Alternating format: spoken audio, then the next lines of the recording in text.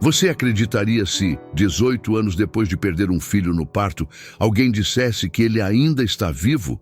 Essa é a história real de Juliana, uma mãe que lutou contra o impossível para reencontrar sua filha. Prepare-se para uma montanha-russa de emoções, mistérios sombrios e uma reviravolta final que vai deixar você sem palavras. Neste vídeo emocionante, você vai acompanhar como uma ligação anônima mudou tudo, a descoberta chocante de uma rede internacional de adoções ilegais, um reencontro de tirar o fôlego e uma revelação ainda mais inesperada, uma narrativa intensa sobre amor incondicional, esperança e redenção. Assista até o final. O último ato desta história vai surpreender até os corações mais fortes. Se você gosta de histórias reais emocionantes e cheias de suspense, inscreva-se no canal e ative o sininho para não perder nenhum dos nossos próximos vídeos. O primeiro som foi o do relógio de parede, marcando 3 horas exatas, seguido do estalido da chuva no telhado velho de telhas coloniais. Juliana Teixeira Diniz despertou como quem emerge de um naufrágio. Sem ar, o coração martelando contra as costelas, os lençóis grudados à pele pelo suor frio de mais um pesadelo. Naquele sonho recorrente, ela sempre corria por um corredor de hospital que parecia alongar-se infinitamente, enquanto uma sirene distante anunciava o fim de tudo o que julgara sagrado. Ao chegar à porta da sala de parto, porém, encontrava-a vazia. Apenas um lençol manchado de sangue sobre a mesa de aço e o eco de um choro que nunca vinha. Fazia 18 anos que Juliana vivia essa madrugada em loop. 18 anos desde que lhe disseram que a bebê viera ao mundo sem vida. Uma fatalidade rara, mas irreversível. Sussurrou o obstetra enquanto lhe cobria o ventre vazio com um pano esterilizado. Ela nunca esqueceu a textura daquele tecido, nem o cheiro de éter misturado a degelo hospitalar. Tudo no universo parecia ter parado naquele instante, como se Deus tivesse esquecido de apertar o botão que mantém o tempo fluindo. Na sala ao lado, a foto emoldurada de sua turma de faculdade lembrava a mulher luminosa que fora antes do luto. Cabelos castanho-avermelhados caindo sobre os ombros, olhos capazes de rir sem fazer esforço. Hoje, aos 40, a cor se tornara um castanho desbotado e o riso uma lembrança preservada em formol. Ela trabalhava em casa, corrigindo artigos científicos para revistas estrangeiras, alimentava o silêncio com música clássica e os gatos, Mendel e Rosalind, com ração premium. A cada ano, a vida se encolhia um pouco, como se ela vivesse dentro de uma matriosca sempre menor. Foi então que o telefone tocou. O aparelho repousava sobre a mesinha de cabeceira, iluminado pelo pisca azul das notificações. 3h05, madrugada. Quem ligaria a essa hora? Ainda tonta, deslizou o dedo pela tela. Alô? Silêncio. Apenas um chiado leve, como de sinal instável. Quem fala? Uma respiração trêmula, feminina, do outro lado. Você perdeu uma filha no parto, não perdeu? Sussurrou a voz, abafada, como se estivesse usando um distorcedor ou falasse de dentro de um armário. Juliana sentiu as pernas ficarem bambas. Quem é você? A voz ignorou a pergunta. Ela está viva. Encontrou-se em lugar errado, mas ainda respira. Procure a verdade em Lisboa. E cuidado em quem confia. O clique seco encerrou a chamada. Juliana ficou mirando o vazio, o telefone vibrando como um coração descompassado em sua mão. A chuva agora parecia bater dentro do quarto. Tamanha era a intensidade com que os pingos retumbavam em sua mente. Ela está viva. 3 palavras capazes de repaginar a arquitetura de sua alma. Se fossem verdade, seu luto transformava-se em crime. Se fossem mentira, alguém zombava da única ferida que jamais cicatrizou. Ela tentou racionalizar. Trote, extorsão, crueldade gratuita. Mas algo mais fundo, um instinto de mãe que nunca morrera, dizia que havia verdade escondida naquela névoa de mistério. E quando algo periga reacender a esperança, mesmo a mais cautelosa das mulheres se torna chama desgovernada. Às 7 da manhã, Juliana estacionou diante do prédio de Marina Alves, amiga de infância e confidente de todas as suas ruínas internas. Marina abriu a porta ainda de pijama de algodão, coque improvisado no alto da cabeça. Ju, meu Deus, você está pálida. Aconteceu alguma coisa? Juliana entrou sem pedir licença, as mãos geladas. Contou-lhe cada detalhe da chamada, as frases, o sotaque indefinível, o aviso sobre Lisboa. Marina a ouviu com um misto de ceticismo e medo. Depois de um gole de café, respirou fundo. Pode ser golpe, sim, mas entendo que você precise conferir. E eu vou com você. Preciso antes checar os registros do hospital. A Santa Casa? Aquele monstrengo vai ser demolido mês que vem. Melhor ir hoje. 2 horas depois, atravessavam o saguão da Santa Casa São Clemente. O piso de granilite rachado refletia lembranças empoeiradas. Ar de água sanitária misturado a mofo. As luzes piscavam como se o prédio lembrasse sem querer os fantasmas que abrigava. No arquivo morto, um funcionário de jaleco puído folheou um tomo gigante. 2 de agosto de 2006, aqui. Parto natimorto. Sexo feminino, mãe Juliana Teixeira Diniz. Posso ver o prontuário completo?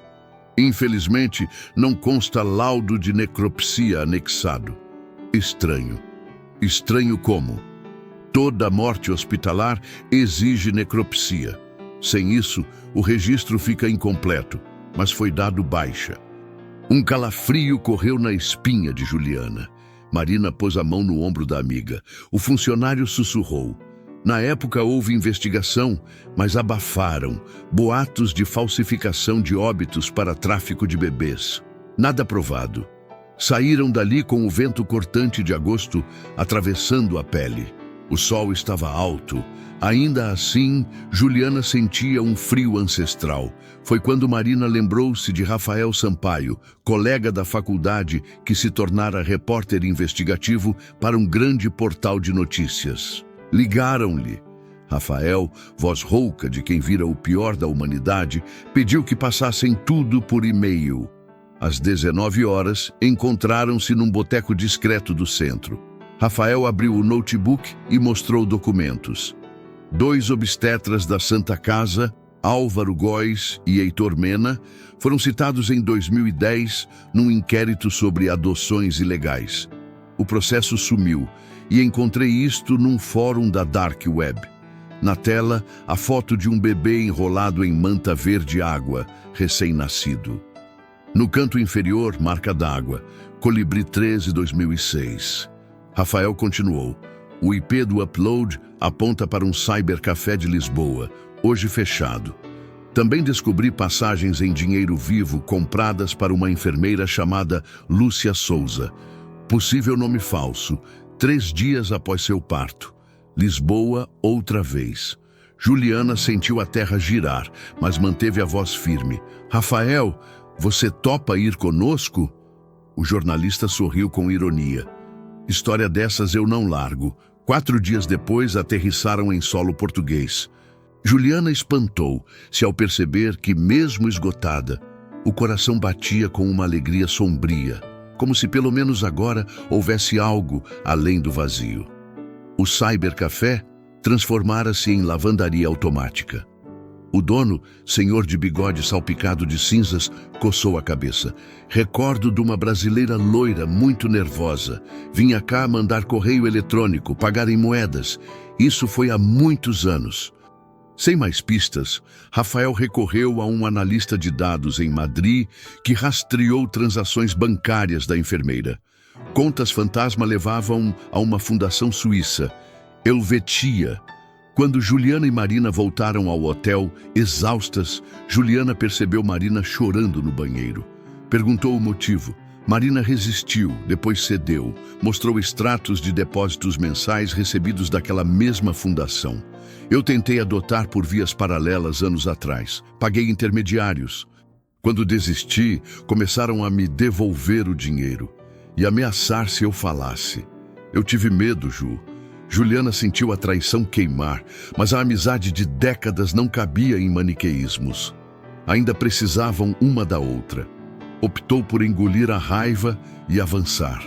O pulo do gato veio por acaso. Rafael hackeou pastas antigas da Helvetia e achou um contrato de doação humanitária intermediado por um médico brasileiro, Dr. Álvaro Góes, e assinado por um casal alemão, Gretchen e Matthias Keller. Anexo: foto de recém-nascido idêntica à do fórum, nome de batismo, Elisa. Chegaram sob névoa espessa. No bairro nobre de Blankenese, casas brancas desciam a colina rumo ao Elba. O endereço dos Keller ficava no alto, portão de ferro trabalhado. Juliana tocou a campainha. Quando a porta se abriu, era como se o tempo desse um nó no tecido da realidade. A adolescente diante dela, cerca de 18 anos, possuía os mesmos olhos cor de avelã de Juliana, a mesma linha de queixo. Sutil perfume de menta no ar. Kann ich Ihnen helfen? Juliana umedeceu os lábios. Desculpe, você fala português? Só um pouco, aprendi na escola. Preciso falar com seus pais. Sobre você.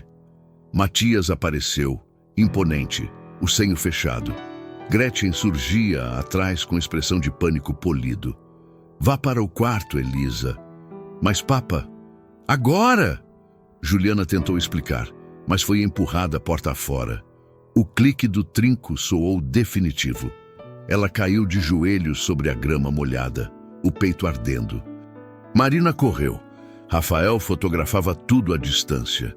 Naquela noite, Elisa encontrou caixas no sótão, correspondências em português, uma pulseira hospitalar plastificada. Dentro do envelope maior, o carimbo Santa Casa São Clemente. A verdade piscou como farol em sua mente. Enquanto os pais dormiam, ela escapou, pegando o trem para Berlim, onde estudava pintura. Rafael rastreou o perfil de Elisa em redes sociais artísticas. Ali, ela exibia quadros em tons de azul esmeralda, paisagens que pareciam traduzir saudade de um lugar que nunca conhecera. Ele enviou mensagem codificada. 2 horas depois, Elisa respondeu com número de celular e propôs café em Kreuzberg. O reencontro, contudo, não foi o fim, mas o início de uma nova turbulência. No café de paredes grafitadas, Juliana e Elisa se encaram num espelho de décadas roubadas. Não houve abraço imediato. Havia medo, estupefação, um respeito sagrado pelo abismo que ainda os separava. Meu nome aqui é Elisa Keller, mas não sei mais quem sou. Juliana estendeu uma mecha de cabelo guardada num saquinho plástico. Daremos para teste de DNA. A ciência vai confirmar o que meu coração já sabe. Saíram do café e o mundo desabou em segundos. Carro preto derrapou, portas se abriram, 2 homens de luvas pretas avançaram. Um nocauteou Rafael, outro puxou Elisa. Juliana gritou. Marina, surgindo de uma banca de revistas, esvaziou spray de pimenta no rosto do agressor. Turistas gravaram tudo. Os homens fugiram, mas deixaram o celular cair. Rafael, zonzo, pegou o aparelho. Mensagens em alemão mencionavam recolher mercadoria, proteger ativos da Helvetia. A polícia alemã envolveu o BKA. A organização criminosa passou a ser caçada. O DNA confirmou. Elisa era sangue de Juliana. A imprensa explodiu. Na audiência preliminar, a defesa dos Keller chorou, alegando boa-fé. Quando o juiz ponderava, Elisa levantou e pediu a palavra. Minha mãe biológica perdeu não só a mim, revelou voz firme, mas também minha irmã gêmea. Na tela do tribunal exibiu o documento dos arquivos Helvetia. Caso Diniz, Female Twins.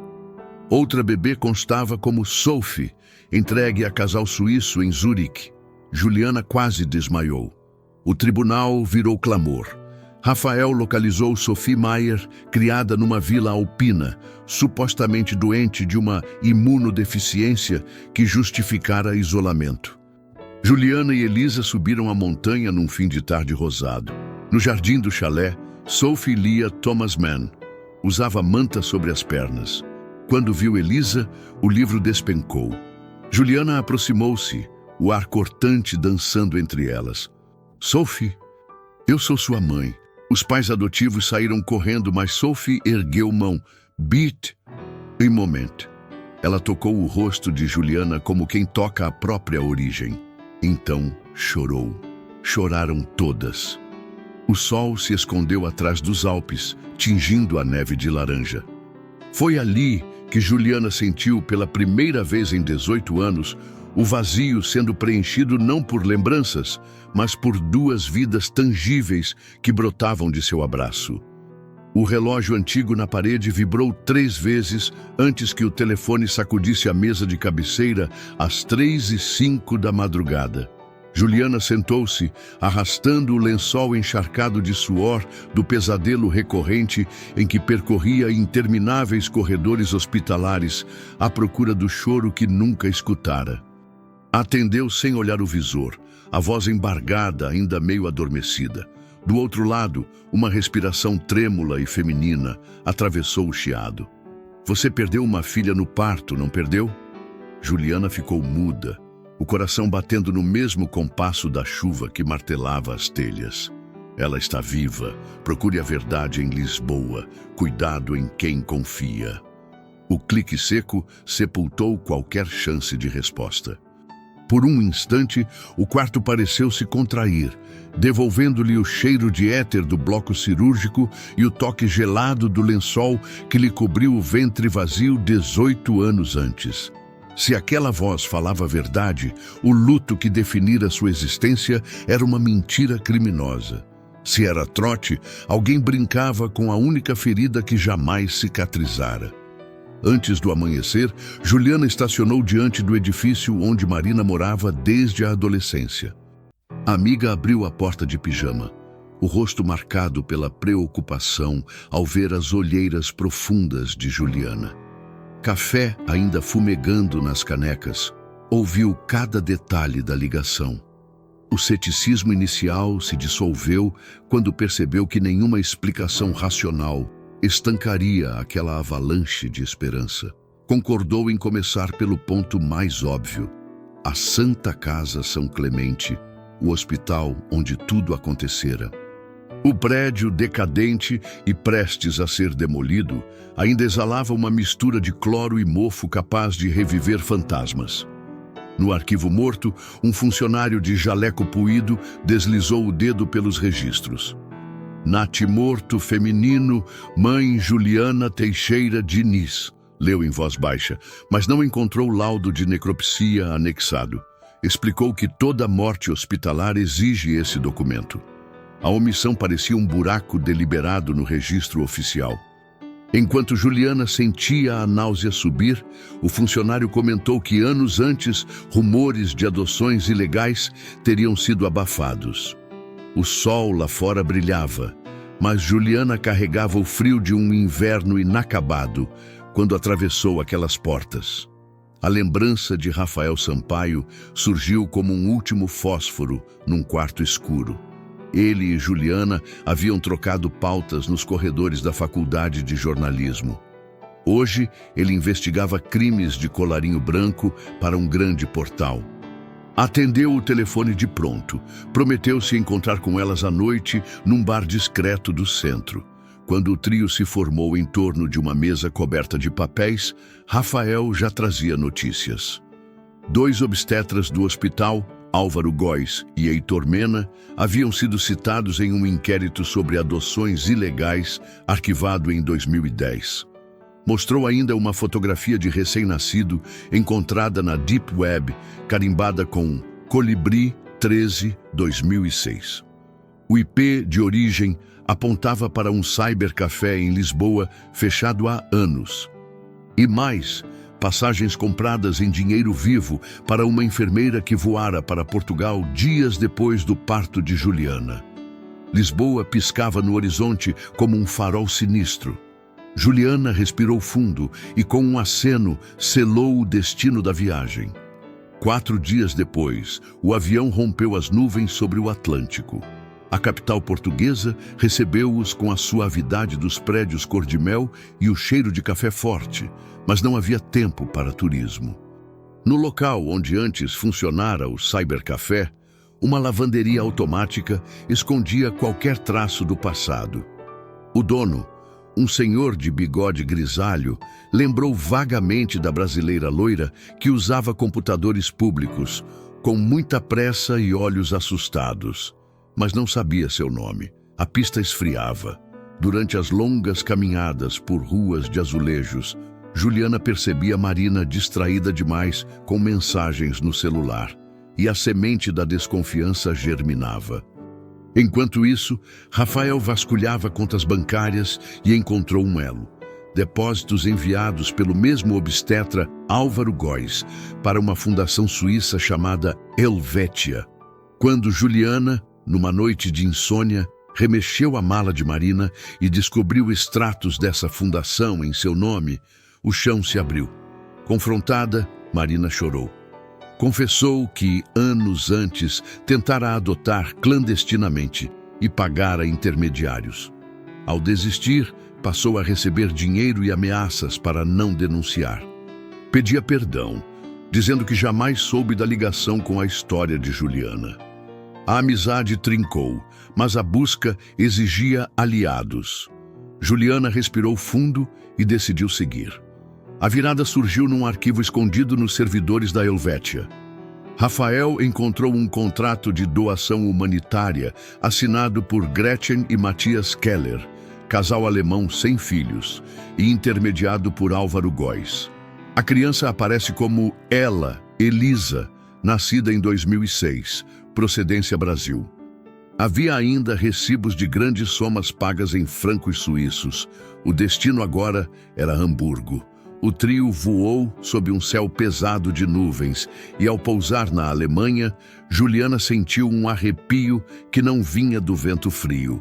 Blanquenese erguia mansões brancas sobre as encostas do Elba, jardins perfeitamente aparados, carros de luxo nas garagens.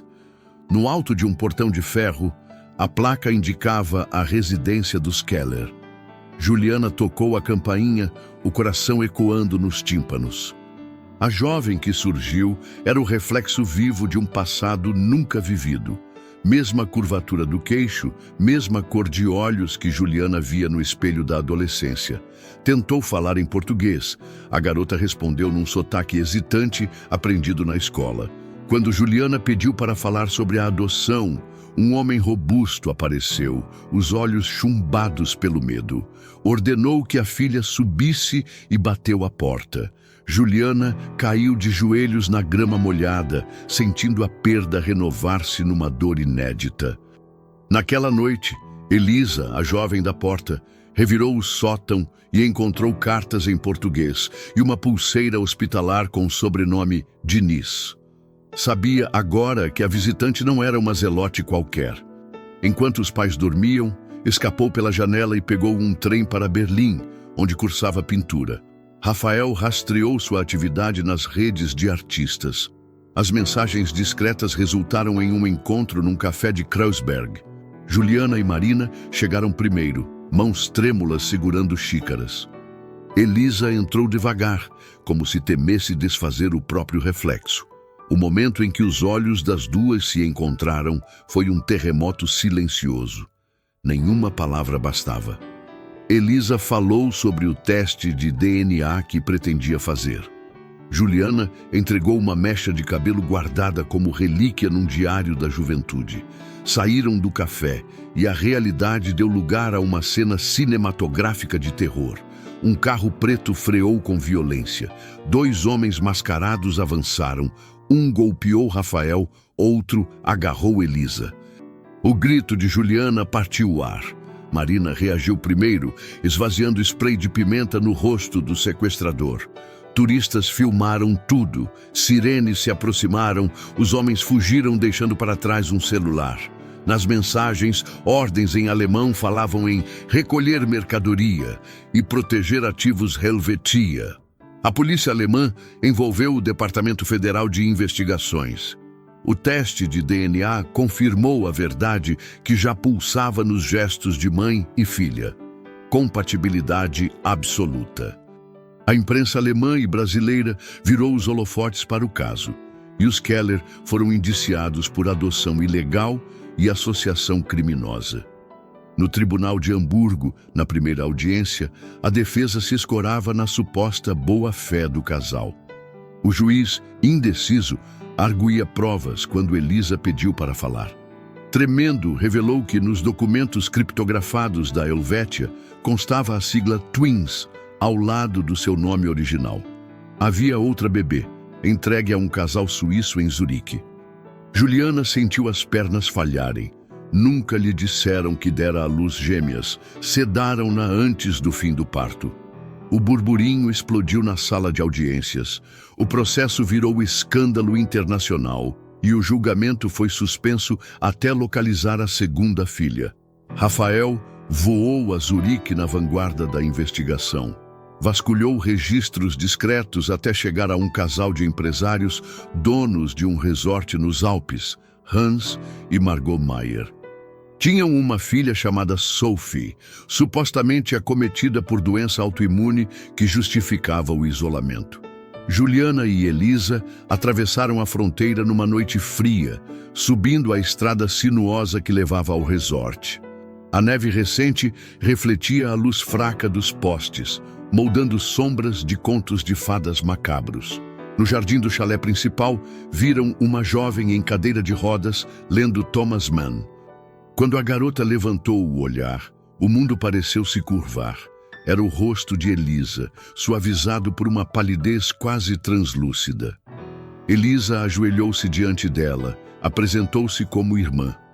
Sophie fez menção de recuar, mas algo além da razão a prendeu.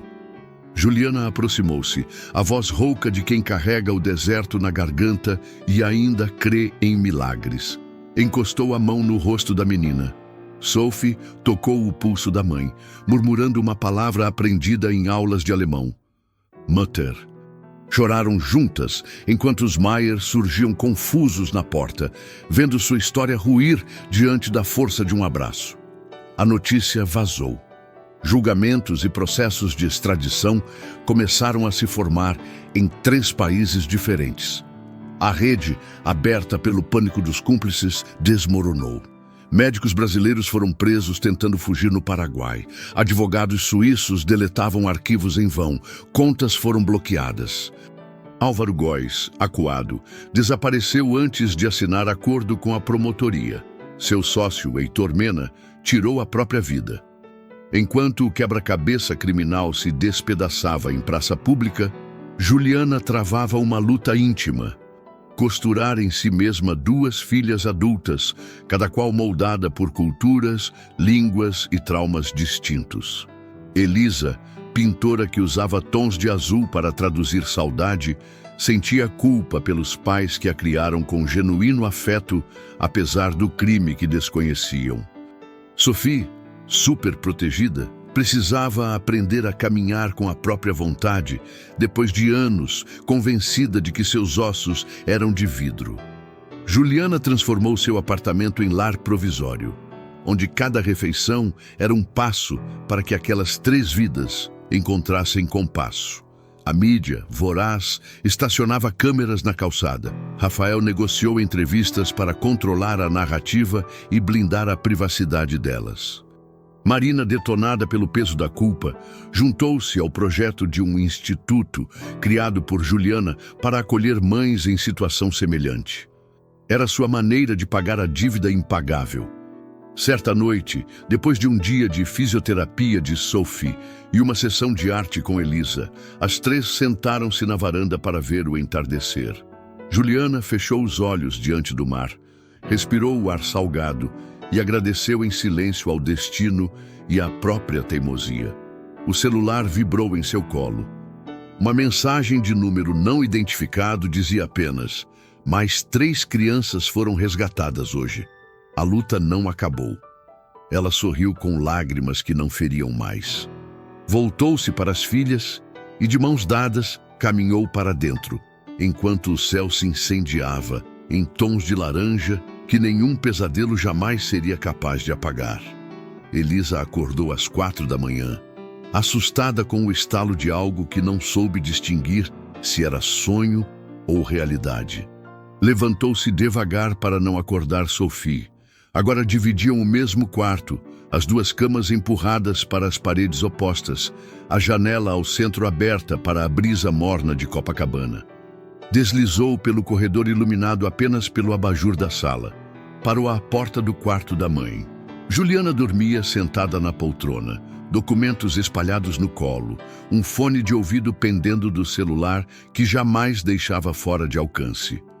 Elisa sorriu. Era a imagem exata da obstinação que as unira. Apagou a luz, cobriu a mãe com uma manta de lã e voltou para a cama. No caminho percebeu a silhueta de Sophie à janela, encarando o céu sem nuvens, o corpo frágil apoiado no parapeito. Aproximou-se. Sophie não descolou os olhos do horizonte. "Não quero dormir", murmurou sem se virar. "Toda vez que fecho os olhos, acordo de volta naquela casa. E não sei mais se estou aqui ou lá." Elisa tocou-lhe o ombro.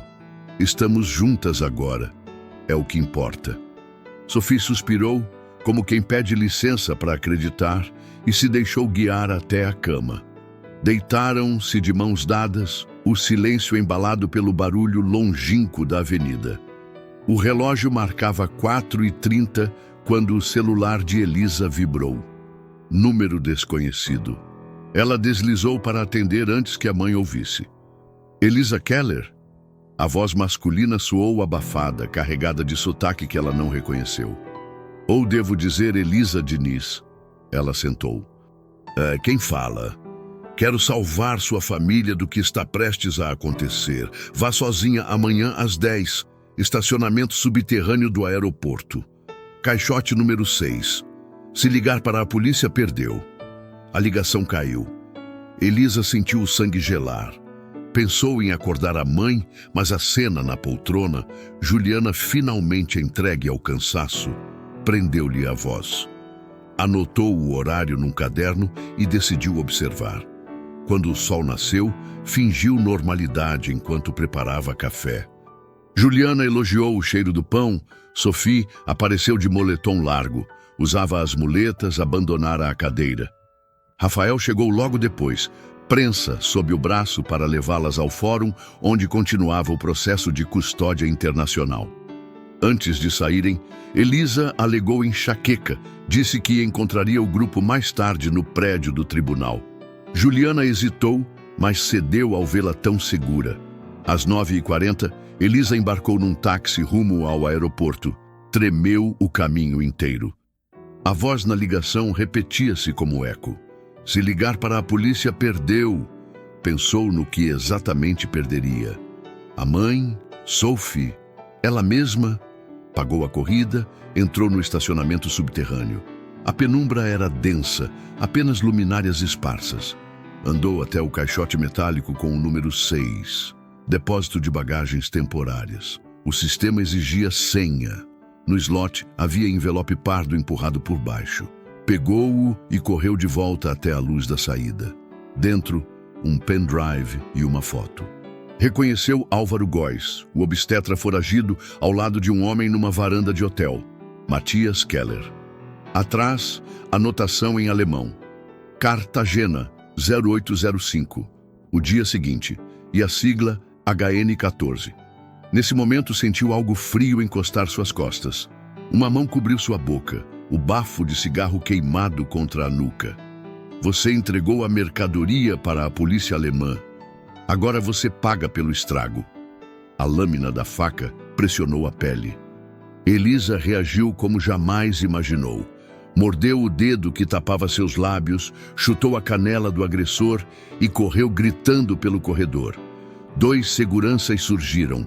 O homem desapareceu num corredor lateral. Ela chorava quando as autoridades chegaram. Entregou envelope e foto. A Polícia Federal levou-a para a sala reservada, pediu relato. Elisa não tinha escolha senão contar tudo. Enquanto isso, o fórum vivia novo capítulo. O juiz lera petições e intimara Gretchen Keller a depor por videoconferência. Matias continuava na cadeia, mas o advogado apresentava recurso. Juliana estava tensa quando o celular vibrou. Ligação de um número da polícia. A voz oficial explicou que Elisa estava segura, mas advertiu: havia risco concreto. Juliana saiu da sala sem pedir licença. Sophie seguiu. No corredor, Rafael recebia as mesmas notícias através de um informante. Uma hora depois, mãe e filhas reuniram-se na delegacia do aeroporto. Abraçaram-se em silêncio. Juliana segurava o tremor das mãos de Elisa como quem segura chuva na palma. Rafael examinou foto e anotação. Conhecia HN-14. Tratava-se de hangar particular no antigo aeroporto de Cartagena, Colômbia, usado por empresários suíços para voos charter sem fiscalização rígida. O obstetra brasileiro e o pai adotivo alemão, reunidos ali no dia seguinte, só podia significar uma coisa: fuga definitiva ou movimentação de outra criança. Juliana não hesitou. Pediu ajuda oficial. O delegado alegou falta de jurisdição e tempo. Rafael, jornalista, tinha contatos na Interpol. Ligou para 2 fontes, mas a engrenagem burocrática seria lenta. Então Marina, que chegava apavorada, surpreendeu todos. Revelara que parte do dinheiro devolvido pela Helvetia ainda estava em um fundo próprio. Ofereceu financiar uma viagem imediata. Alugariam um jatinho particular. Voariam naquela noite. Juliana não pensou no perigo. Pensou no berço vazio, nos anos roubados, no sangue partilhado. Despediu-se dos gatos, assinou procuração para uma vizinha alimentar Mendel e Rosalind e às 23 horas embarcava com Rafael, Marina, Elisa e Sophie rumo a Cartagena. O voo foi turbulento. Sophie apertava a mão da irmã, aterrorizada pelos solavancos. Juliana tremia sem suar, o estômago embrulhado de pavor e esperança. Rafael alimentava-se de café e escaneava matéria publicada há anos sobre La Ciudadela, mansão na costa caribenha pertencente a um magnata suíço filantropo, o mesmo nome ligado a contas da Helvetia. O hangar HN-14 ficava a 15 quilômetros da propriedade. Aterrissaram às 4 da manhã no terminal secundário de Cartagena, abafado e úmido. Marina subornou um funcionário com dólares para confirmar plano de voo particular das 6 horas. Avião Phenom 300, registrado em nome de offshore maltesa, piloto colombiano. Passageiros, 2 masculinos, iniciais AG e MK. Planeta dobrava-se diante da sigla HN-14. Pegaram 2 caminhonetes 4x4. Sophie ficou no hotel sob escolta de um segurança local, as pernas ainda frágeis demais para perseguições. Juliana sentiu a culpa morder, mas não havia escolha. Chegaram ao hangar quando o céu acinzentava. Esconderam-se atrás de contêineres de carga. Viram Álvaro Góes sair de um sedã preto, olhar em volta nervoso. Matias saltou logo atrás, cabelos grisalhos desarrumados, algemas inexistentes. Estava em liberdade condicional graças a recurso. Uma mulher com lenço no rosto carregava bebê enrolado num cobertor. Marina segurou o braço de Juliana. Ela quase avançou. Rafael ligou a câmera. Queria prova irrefutável. O piloto surgiu, empurrando escada dobrável. A mulher entregou a criança a Matias, que beijou-lhe a testa com uma ternura que fez Juliana engasgar. O médico apressava o embarque. Nesse instante, um grito ecoou. Elisa, tomada de fúria, saiu de trás do container. "Deixem esse bebê!"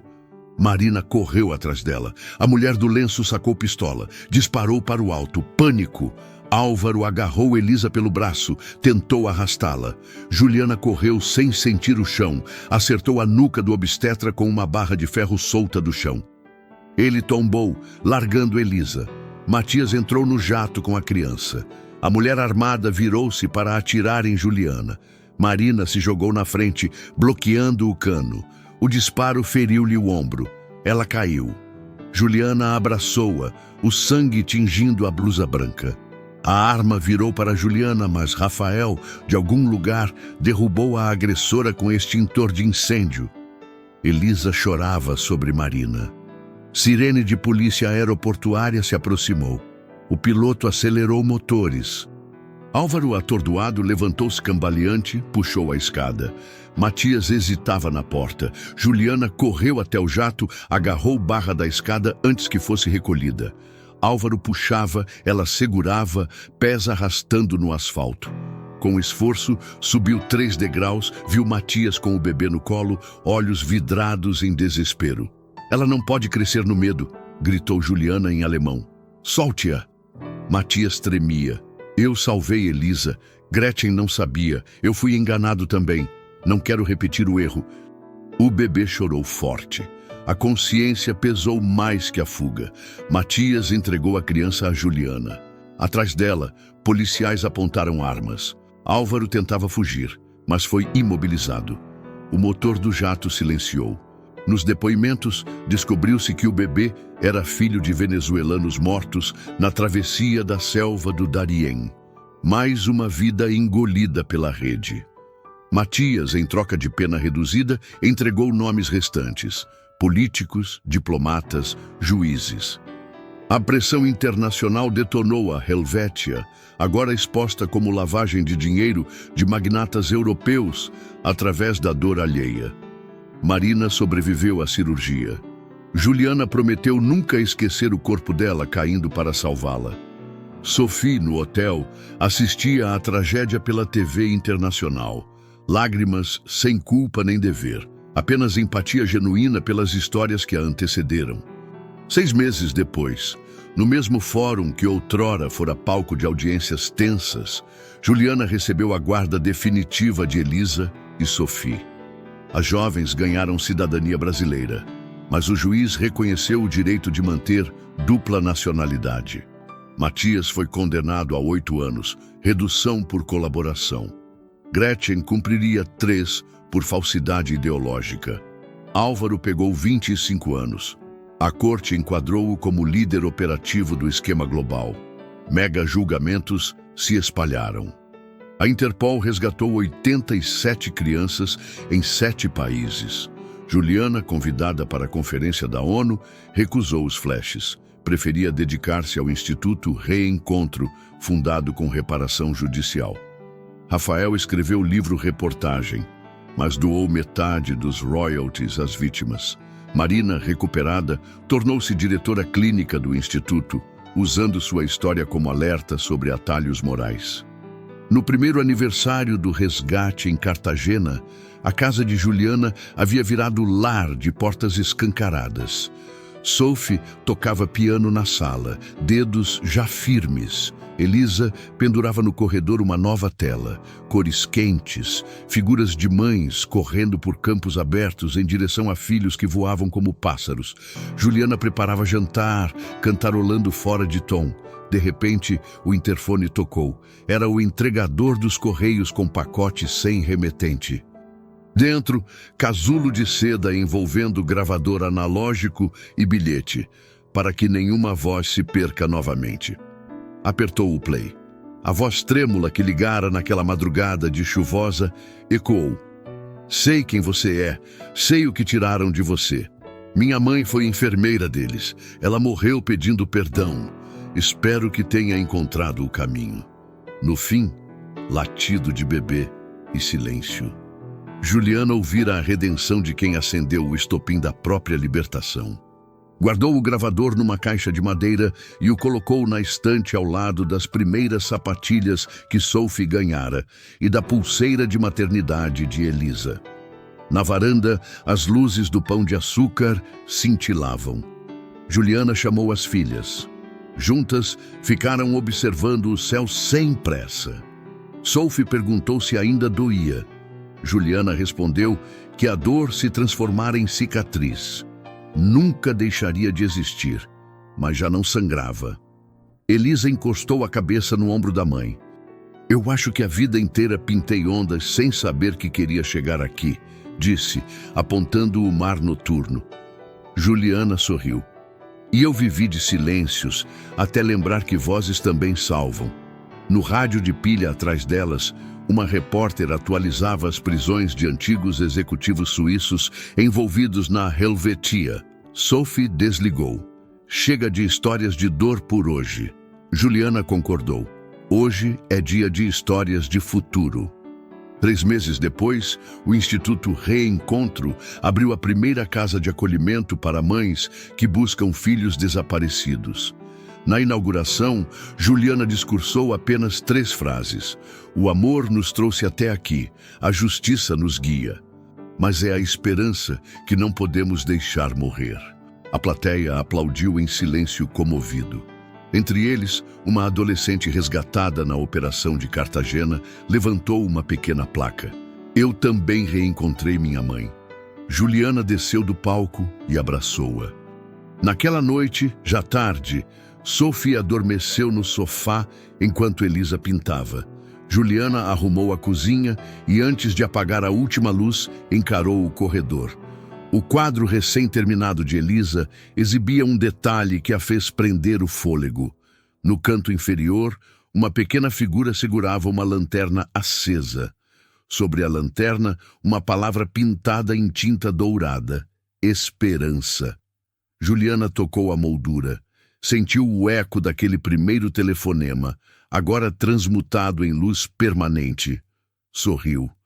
Depois fechou a porta, certa de que, por mais escura que fosse a estrada, sempre haveria alguém disposto a acender um fio de voz para quem precisasse reencontrar o caminho de casa.